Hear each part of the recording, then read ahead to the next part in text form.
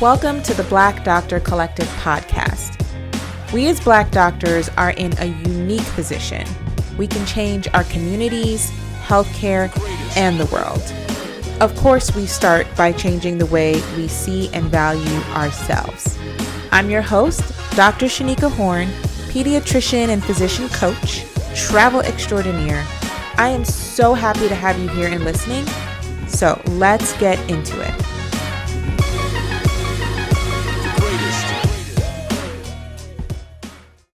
Hey, how y'all doing? Let me tell you, it has been a week. Welcome back to the Black Doctor Collective podcast. Today we're talking about something a lot of you probably think about on a semi-regular basis, which is how to design your career, your job, without burning it all down and starting over. Because sometimes you have people out here just testing you, okay? And you are ready to quit or you are ready to walk out of those people's jobs, right? Sometimes the frustration can be too much. But I know what it's like to believe that the only way to find peace is to walk away from everything that you have already done, everything you've built. And most people would rather quit and start anew. But that's really not the only option. So that's what we're going to talk about today. You don't have to start over to feel fulfilled. You can get what you want in your current work environment, but you do need to shift how you're approaching the work, like how you do the work. So I'm talking about redesigning how you work within your current role, like setting boundaries, negotiating more of what you want, and letting go of the parts that suck or really are just disturbing you. Because this isn't about just the first contract you sign or the role. Careers require maintenance. It's really more than just that contract period. Even if you land the dream contract, right, has all the components you wished for, you still will have to go in those people's office and speak up. You will have to set boundaries, even with yourself, and you'll have to pivot and be willing to pivot as the goals evolve, because your goal is not going to be the same on day one as it is even 6 months into the job, even 3 months into the job. So we're going to talk about two things: how to redesign your work life from right where you are. And then also it overlaps with how to maintain a fulfilling career after you've negotiated a great contract. So I'm going to share a couple stories from clients who have made similar decisions about their career and how maintenance is critical for long-term fulfillment. Let's get into it. First, let's talk about the ongoing work that is required. Even if you have the perfect job, it is not a set it and forget it type situation. I have a client who came straight out of residency. I have a couple clients out of residency, but one of my clients, hey girl, hey, coming out of residency, we negotiated this job that she was super excited about. I mean, she negotiated the heck out of the contract. Okay, I was so proud. She secured a higher salary as a part-timer, which was $50,000, $40,000 or $50,000 more than the initial offer. Like whatever they were offering her as a full-time, she upped that by $40,000 or $50,000 and is doing that part-time. So she did all this stuff. She set boundaries around her time by making this part-time schedule. They had multiple locations. She was very clear about her location. So she got everything she wanted on paper. But if you've ever worked in a clinical setting, you know that getting the role is just the beginning. She still has to navigate internal politics. This is where it gets tricky for most doctors because someone will inevitably ask you for more. Oh, can you cover this extra call? Can you teach these students? Can you take on this lecture? How about this research project or this QI or there's always a list of to-dos and someone looking for someone to do it. So one of the key things I outline with my clients from the very beginning of our coaching relationship is what are your work goals and your non-work goals? Because for your non-work goals to happen, you have to intentionally set aside time and resources to do them. If you have not listed those things out, it's going to be so easy to step into a role and they're going to ask you for more stuff and you're going to commit to it because in your mind, your brain, your amygdala, hey, Amy, she's going to be in there saying, well, you don't got nothing else to do. Or how you going to say no when you didn't have anything planned? Or like, if I don't do it, no one's going to do it. So if you have nothing else to combat those thoughts with, like no personal goals that you are actively working on, that is going to be your problem. You're going to break your own boundary. So the problem, of course, is that those things are going to become those like non-work goals are just going to be things you hope to do one day, right? Like, oh, I hope to start an exercise routine. Oh, I hope to travel more. At work, you have to keep your eye on the prize and only commit to the things that further your career goals and don't inhibit your personal goals. So that continues even inside of work. For your work goals, if you want to advance your career, you have to be willing to ask for certain leadership opportunities and you have to say no to other offers that don't align with those specific goals. And that's what my client's doing right now, right? She's learning to evaluate every new offer in relation to her long-term goals, not just her current role and what she's currently her plate, but what does she hope to achieve in the future inside and outside of work? She's also practicing changing her mind. I'm so proud of her. There were some opportunities to maybe shift locations or to become a leader in a specific place. And because this is a population she loves and feels strongly about, especially I think as Black doctors, especially if it's a Black population, we want to be the one. We want to do the things. We want to serve our people. We want to connect. We already know there's a disconnect. We're fighting, the hatred of the medical culture and the medical industrial complex. And we're doing that by creating meaningful relationships with patients from our communities. And so when things come up where we can step in and fill a gap, we just automatically are like, bet I can do this. Except it's not always in the best interest of us and therefore not in the best interest of our patients, right? So sometimes you take a role that ends up burning you out, which means you cannot serve your patients well or long term. So she, flirted with this idea. She had mentioned it to some of her higher ups. They were about to do the full court press to get her into this new location. And she was like, wait, hold up though. This is not really what I want as a new attending, right? This new location doesn't have the kind of support that I need at this stage in my career. It doesn't allow me to advance myself in the way that I want to for where I am and where I'm trying to go. So you know what? I changed my mind.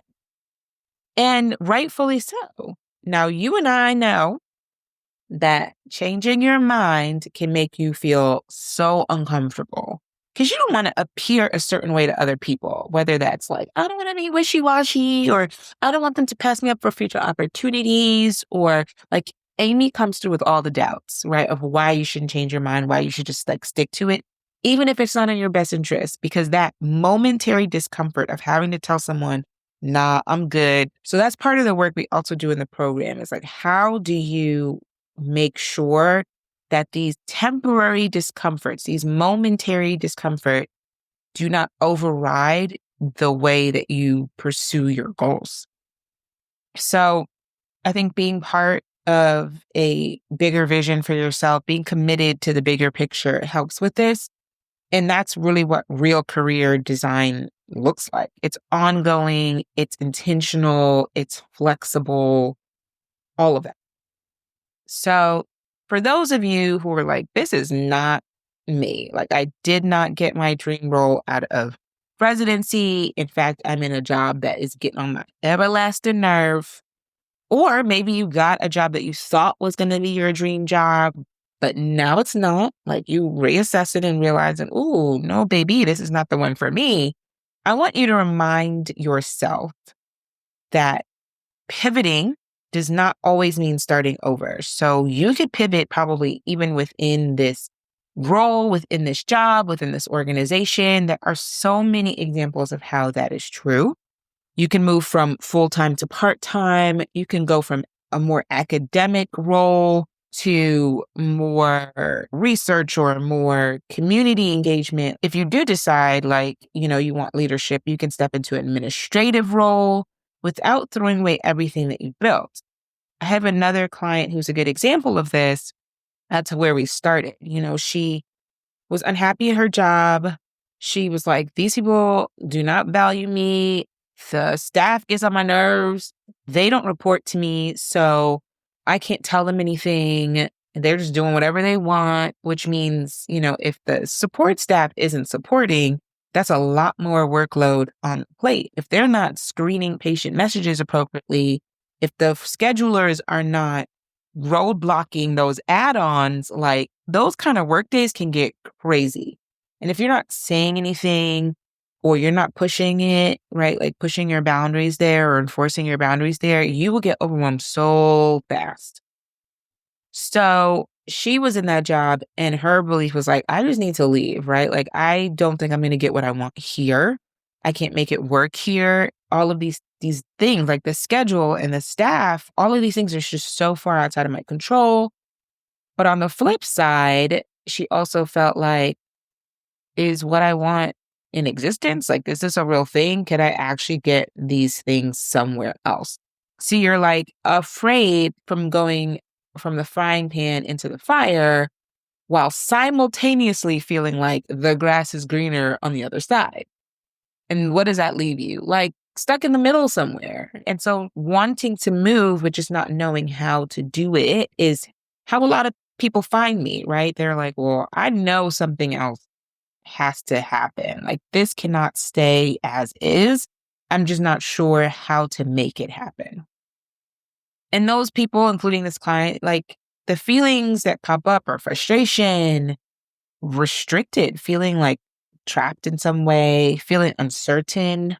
And so oftentimes when doctors are in these kinds of roles, they end up staying in the role longer than they need to be, even when the role no longer aligns with what they desire.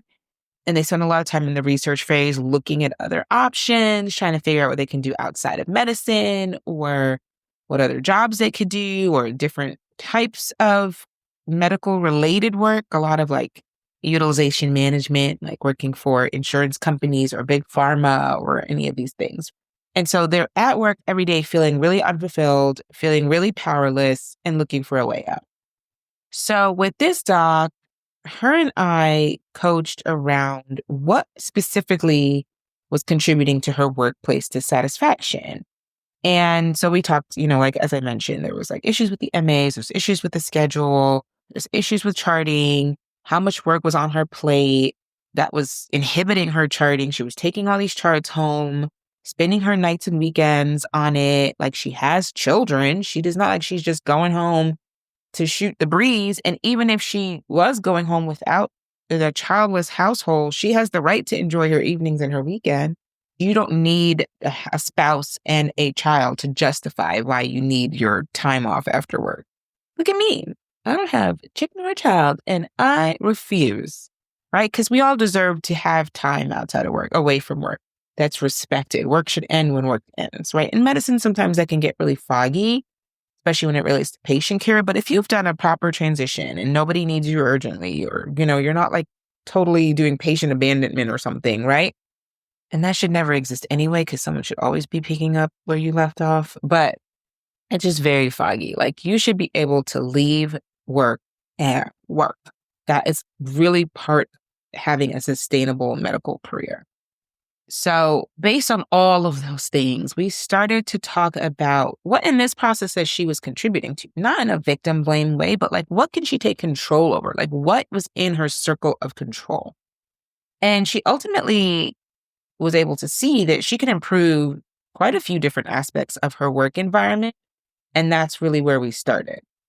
So we fixed a few different things in terms of like responsibilities. We made a shift in her schedule to part-time and made some home life changes, right? Because it's one thing to take work home, but then there's also like home work, especially as a mom, as a wife, you have all these like home related duties that you felt like you feel like you have to still complete. So it's like you have work, you got homework, you got motherhood, you got like all this stuff. And so we really evaluated even the home life, right? What are some tasks that are on the plate that don't need to be there, that can be done by somebody else? And all of these changes, the work changes, the home changes, really have improved her life, both at work and at home. So as we're moving through the space, there's only so much you can fix, right? So I think for some people, it can work. You can make these changes and it's sufficient. And that's why I'm saying, like, evaluate your environment and see if it is actually amenable to change. And are they amenable to all the changes? So in this doctor's case, you know what? There are certain parts of the job that the employers are not amenable to changing. And so the next phase, of course, is to evaluate, like, is it time to go? Is it time to move on? Because we definitely aren't staying anywhere that's not serving us, that's not supporting us, that's not supporting this lifestyle that we're working toward. But the first step is not always just to throw it all away. In the group program, I teach my clients to evaluate their work environment, to identify red flags, to like validate the experience that they're having and negotiate for what they need. I believe so strongly that negotiation is the only tool you need to improve anything. And so sometimes the problem can be solved by changing how you show up, by communicating your needs, by interacting with others differently. I spent a couple episodes talking about how to be a leader. Like I mention it from time to time, how to be a leader as a physician in a space, even if you're not in the leadership role. And so, you know, we talk about boundaries, right? What's a work boundary for you? Is it staying late? You know, like not staying late, not taking up someone else's slack, not doing the work of the nurse and the MA because they're not doing what they're supposed to do. Constantly reassessing the environment, the goals, knowing when it's time to pivot, how you show up even in that environment. Sometimes you are in a spot and haven't done the things you need to do to create the change. I would say give yourself permission to experiment, right? I want you to hear that you don't need to know exactly what the next steps look like, but you do have to be willing to try something else. And I have so many clients that have created this new fulfilling, because Lord knows we just want to be fulfilled. It's fulfilling, non-pressured, at least not in the way it used to be. I mean, medicine is always going to have some pressure, but I digress.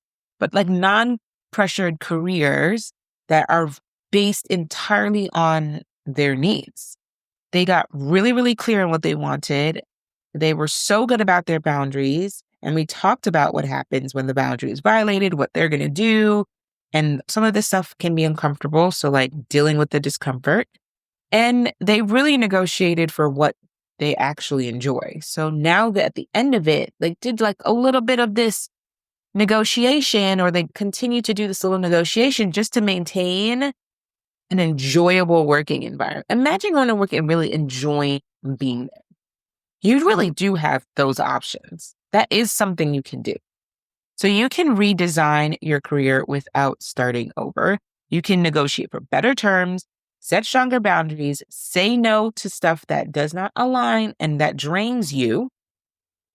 And if you need help with that, and if you are ready to stop settling, and if you're ready to stop feeling like, I'm not sure, I just want something else, I just don't know what that thing is, then my group program, the Any Day Negotiator, is here to help you.